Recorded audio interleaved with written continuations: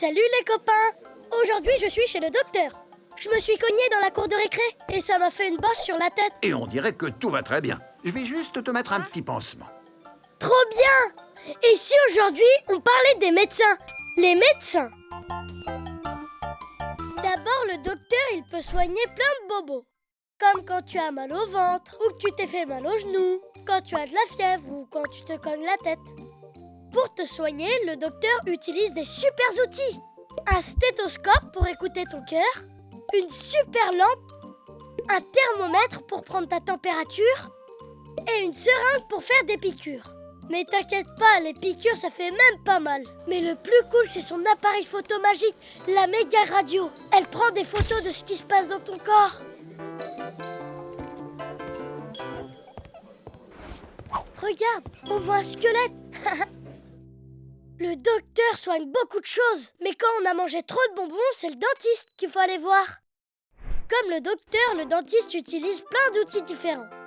Comme un miroir pour bien voir tes dents, un hydropropulseur pour les nettoyer, des sondes dentaires pour trouver les caries, et même une pompe pour aspirer la salive qu'il y a en trop dans ta bouche. Dans son cabinet, il y a un méga fauteuil de l'espace. On dirait que je pilote un vaisseau spatial. Quand la dentiste soigne tes dents, ça fait pas mal du tout. Et voilà, fini les caries.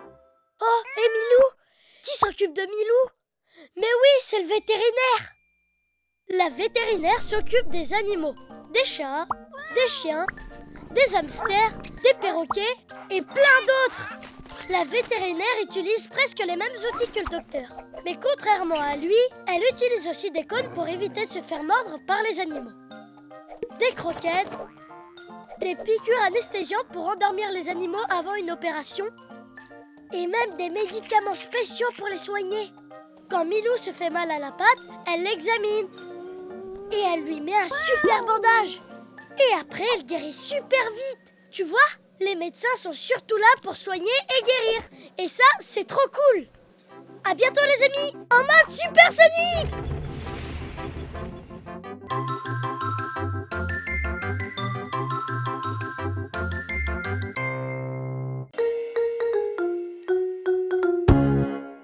Ouais. Salut les copains! Aujourd'hui, nous allons découvrir les fruits et les légumes. Tu savais que chaque fruit et chaque légume pousse seulement à certaines saisons? Par exemple, en janvier, il pousse des kiwis et des betteraves. En février, c'est la saison des citrons et du fenouil. En mars, il y a des épinards et des oranges. Moi, les oranges, je les préfère en jus. Sinon, en avril, on voit apparaître les asperges et les fraises. En mai, on trouve des tomates et des framboises.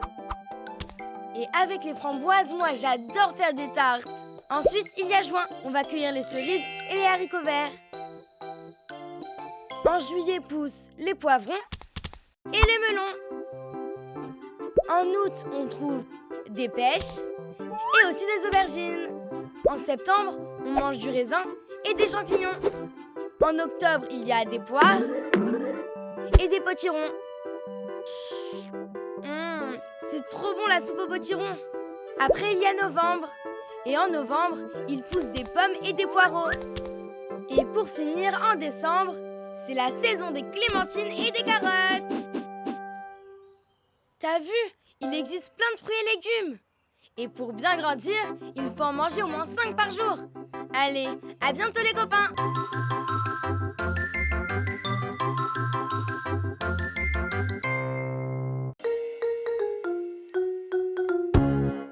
Ouais. Salut les copains. Aujourd'hui, nous partons à la découverte des animaux de la mer. Sous l'eau, il y a plein d'animaux trop beaux. Regarde, une jolie tortue de mer. Oh, elle mange des algues. C'est comme une salade pour elle. Tu savais que la tortue mange aussi des méduses? Trop drôle la méduse avec son chapeau en champignon. Attention, ses tentacules peuvent piquer. Il ne faut surtout pas les toucher. Sous l'eau, il y a aussi des gros animaux. Oh là là, un requin! On le reconnaît avec son aileron sur le dos et toutes ses dents. Personne ne vient l'embêter quand il se promène. Waouh, méga giga top, les dauphins. Ils adorent jouer entre copains. Et là-bas, regarde, une baleine. C'est le plus gros animal du monde. Et en plus, elle chante super bien. Elle pêche toute la journée. Elle mange des tonnes et des tonnes de crevettes par jour. Ah justement, voilà une crevette toute rose. Avec Gaspard, nous aussi on adore pêcher les crevettes. Mais nous, on n'est pas comme la baleine. On les relâche après. Oh, trop mignon, une loutre de mer. Elle a l'air toute douce. Oh, et là-bas, sur le rocher, en fin de coin. Il est trop rigolo avec ses toutes petites pattes. T'as vu, il y a plein d'animaux dans l'océan. Et sur la plage, il y a plein de coquillages aussi. Hein? Ah! Hein? Oh, pardon, monsieur Bernard l'ermite. Je savais pas que ce coquillage était votre maison. Allez, à bientôt les copains.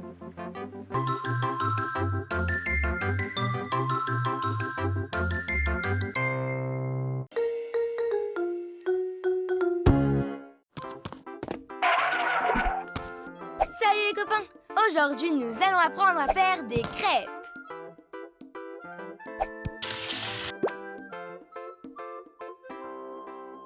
Pour faire des bonnes crêpes, on va avoir besoin de plein de trucs. Un saladier, un verre doseur, un fouet, une poêle à crêpes et une spatule en bois. Pour une dizaine de crêpes, il faut 250 g de farine, 3 œufs, un demi-litre de lait, un sachet de sucre vanillé, 2 cuillères à soupe de sucre, une pincée de sel et de l'huile. Avant de commencer, je me lave les mains avec du savon.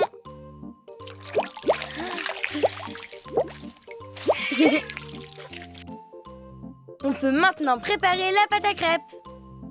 Il faut mettre les 250 g de farine dans le saladier avec les 2 cuillères à soupe de sucre, le sachet de sucre vanillé et une pincée de sel. Mélange avec le fouet et fais un puits au milieu, comme ça. Casse les 3 œufs au milieu du puits et mélange tout doucement avec le fouet. Commence à verser le demi-litre de lait petit à petit dans le saladier, toujours en mélangeant pour éviter les grumeaux. Ah, et voilà, la pâte est bien liquide. Maman, tu peux venir faire cuire les crêpes s'il te plaît? Demande à un adulte de mettre de l'huile dans la poêle et de la faire chauffer avant de verser la pâte dedans. Ensuite, verser une grande louche de pâte à crêpes dans la poêle. Laissez cuire 1 minute et retournez la crêpe à l'aide d'une spatule en bois. Waouh, maman, moi aussi je peux essayer? Promis, je fais très attention. Attention, si toi aussi tu veux essayer, attends que la poêle est bien refroidie. Oups. Et voilà, des bonnes crêpes à partager avec tes copains ou en famille. Moi ce que je préfère, c'est les crêpes à la confiture de fraises. Et toi, tu les préfères à quoi tes crêpes?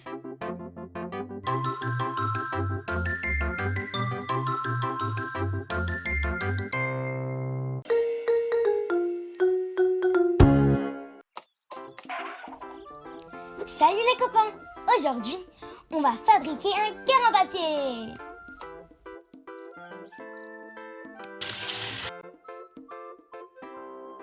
Pour commencer, il faut prendre une feuille de papier carré. Plie la feuille en deux pour avoir un triangle. Bien appuyer sur la pliure, comme ça. Ensuite, déplie la feuille et fais la même chose de l'autre côté. Ça y est, t'as réussi? Tourne le papier dans le sens d'un losange. Plie le haut de la feuille vers le centre du papier. Fais la même chose avec le bas du papier, mais en le ramenant tout en haut cette fois-ci. Maintenant, il faut plier la première moitié de la feuille et la rabattre vers la gauche, comme ça.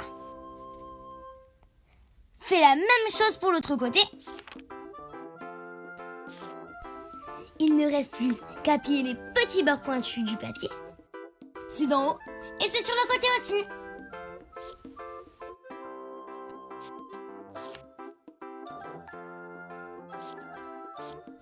Voilà, c'est terminé. Maintenant, tu peux le colorier si tu veux. Je vais offrir ce joli cœur à ma maman pour la fête des mères. Tiens maman, c'est pour toi. Bonne fête maman. Merci mon chéri.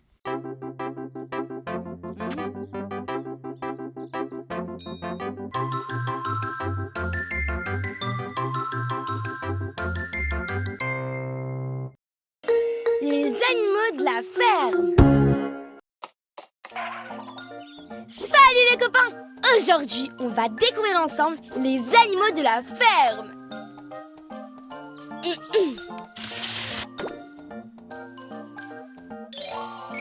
Quel est cet animal? Un chien. Bravo! Et celui-là, tu le connais? Un canard. Et quel est celui-ci? Je n'ai pas bien entendu. Une vache. Et là, caché derrière, c'est un âne. Lui me fait penser à un nuage. C'est un mouton. Quel est cet animal? Oui, un oiseau. Lui réveille tout le monde le matin. Un coq. Et celui-là, on l'entend la nuit. Un hibou. Oh, ça, c'est trop facile. C'est un chat. Mais non, c'est Milou. Et celui-là, tu le connais? Un cheval. Et celui-ci? Une grenouille. Et lui, c'est qui? C'est un cochon. Oh, celui-là perché là-haut. C'est la poule gagnée. Oh, mais il en reste un dernier. Ouais! Mais non, ce n'est que Gaspard qui fait des bêtises. C'était bien drôle la ferme. Salut les copains et à bientôt.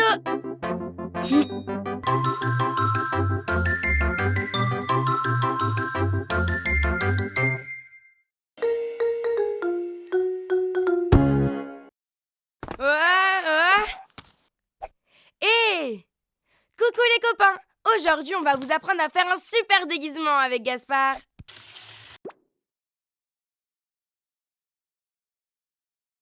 Pour faire ton super déguisement, il faut un super masque et une super cape. Commence d'abord par le super masque. Pour le super masque, il te faut un bout de tissu assez long. Comme ça. Ensuite, dessine la forme de ton masque pour pouvoir après le découper. Vérifie que ton tissu est bien long et que la forme que tu vas dessiner ressemble bien à un rectangle. Pour dessiner ton masque, prends un feutre bien voyant, place-toi au début de ton tissu et trace un trait jusqu'à la fin de ton tissu. Fais la même chose pour ton deuxième trait et fais bien attention à créer un rectangle assez grand. Ensuite, mets-toi au milieu de ton masque et fais 2 ronds pas trop écartés pour les yeux. Et pour la prochaine étape, tu vas devoir utiliser des ciseaux. Donc appelle un adulte pour t'aider. Il faut suivre les traits du dessin pour découper ton super masque.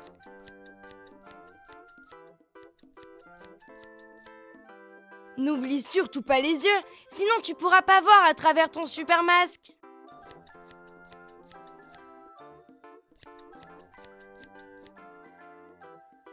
Nettoie le tout. Et voilà! Ton super masque est prêt. Simon. Gaspard, il faut que j'attache mon masque. Tu penses que tu peux m'aider, s'il te plaît? Oui. D'accord, vas-y Gaspard.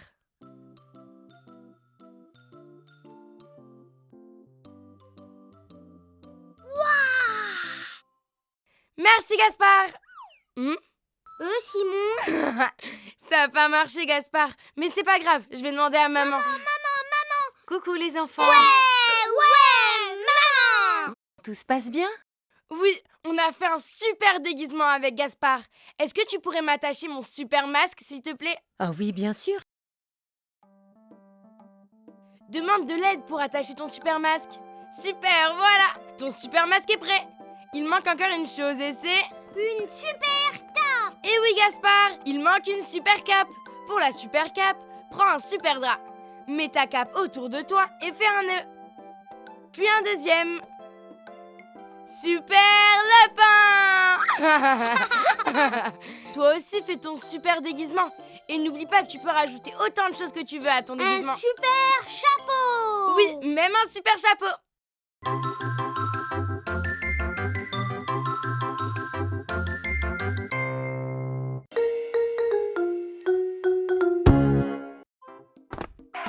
Ouais. Coucou les copains. Aujourd'hui, on va faire un super goûter. Des Powerballs. Comme ça, on aura plein d'énergie pour aller jouer. Lave-toi bien les mains avant de commencer la recette. Pour réaliser tes Powerballs, tu auras besoin d'un saladier, d'une cuillère, d'un verre, d'un torchon, d'une cuillère en bois, d'un dessous de plat, d'une casserole et d'une assiette. En ingrédients, il te faut des céréales comme des pétales de maïs, du miel, du beurre de cacahuète, environ 300 g de bananes et de l'extrait de vanille. Commence par verser les céréales dans le saladier. Puis écrase-les à l'aide de tes mains. Si tu veux, tu peux utiliser le fond d'un verre en plastique pour bien les écraser.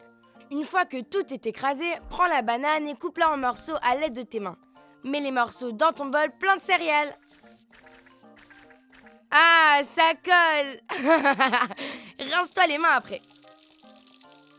Ensuite, mets le beurre de cacahuète dans une casserole et demande à tes parents de le faire chauffer pour qu'il ramollisse. Une fois prêt, verse-le dans ta préparation et rajoute-y l'extrait de vanille.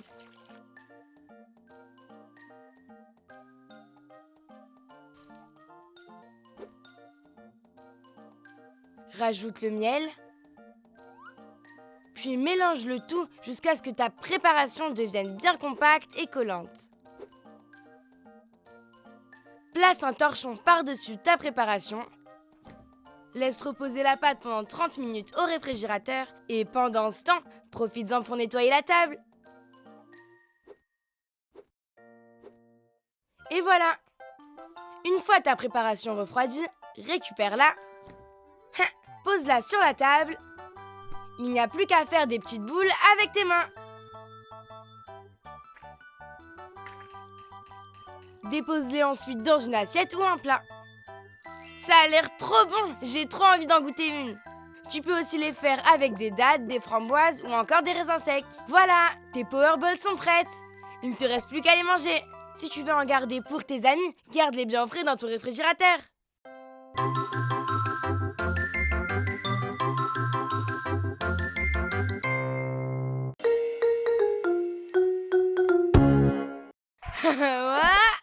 Salut les copains, c'est moi, Simon.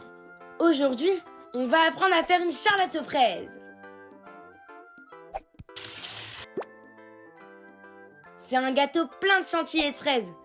Et c'est trop bon. Pour faire une charlotte aux fraises, on va avoir besoin de 500 g de belles fraises, 300 g de biscuits à la cuillère, une bombe de crème chantilly et du sirop de fraise. Ensuite, il faut un moule à gâteau assez profond, un saladier, une spatule en bois, une assiette creuse et une passoire. Avant de commencer, on se lave les mains avec du savon. Ensuite, c'est au tour des fraises. Mais sans le savon, bien sûr. Il ne faut pas oublier de retirer la queue des fraises. On les met ensuite dans le saladier, gardant quelques-unes pour décorer le gâteau. Puis on ajoute la chantilly. Maintenant, on va mélanger les fraises et la chantilly très doucement avec la spatule en bois. Une fois bien mélangé, on verse le sirop de fraise dans l'assiette creuse et on trempe les biscuits à la cuillère dedans. Il faut ensuite mettre les biscuits sur le bord du moule et verser la moitié de la préparation chantilly et fraises.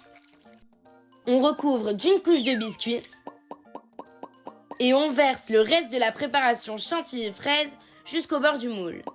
On termine par une dernière couche de biscuits. On doit la laisser reposer une nuit dans le frigo.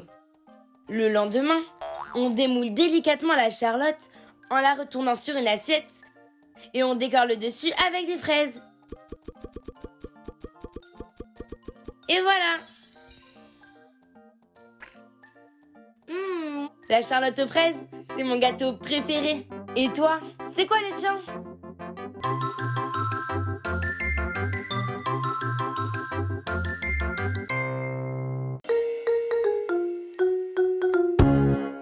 Bonjour les copains!